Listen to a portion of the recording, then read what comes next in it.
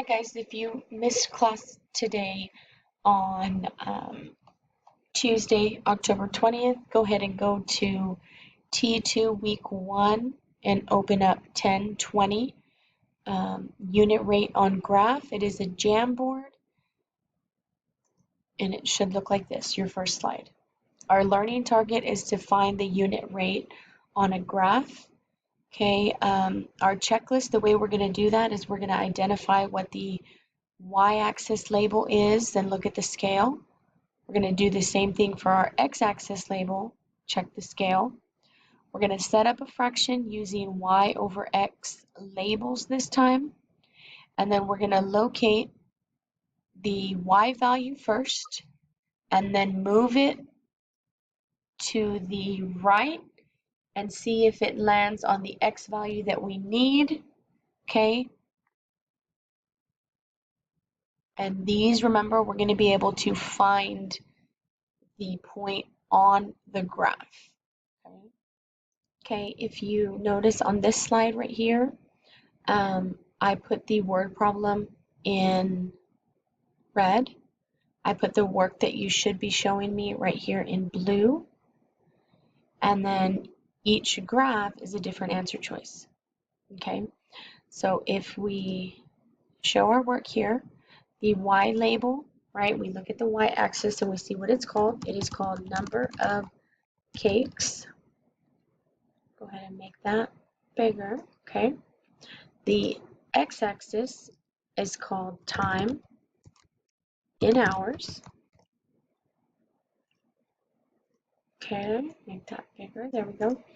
Now we're gonna set up a fraction using the labels that we determined, right? So here is my y. I just did a copy and paste. I'm moving it to the top of my fraction. My x is time in hours, so I went ahead and I set those up as a fraction now, because up there they were separate. Now I set them up as a fraction. Then I'm going to go to my word problem and I'm going to use the information that they gave me and place them where they belong in my fraction. Okay, so if I'm talking about cakes, there were 3 of those. That is the number that belongs on top of my fraction. Okay, if I want to look for hours, that is the number that belongs at the bottom of my fraction. Right, and remember I said that we are going to be able to find this point on the graph, right? So if this is my y, because y is on top, if I go to my y-axis and I move up to the 3, I'm going to move it to the right until I touch my line. The number where it touches should be, oops, that is not correct. Let's go one back. Let me erase that. The number where it is touching, so if I go to 3, go all the way to the right, it is at the 5. I stopped 1 too short. It goes all the way to the 5, right? That is where your point should be. It's on the line. It is based off of the information that they gave me. And so I know that this is a good graph based on my information. Okay, if we want to double check just to be sure, right, if I find the 3, right, on my y and I try to move to the right, where it meets my line is at the number 2, right? I need it to be a 5.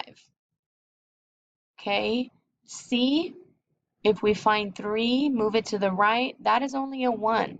I need it to be 5, right?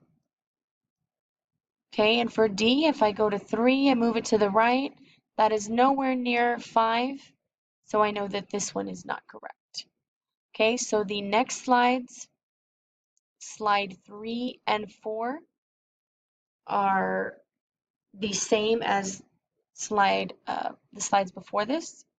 Okay, slide number 5, I just want to point out that you do need to pay attention to what the scale is.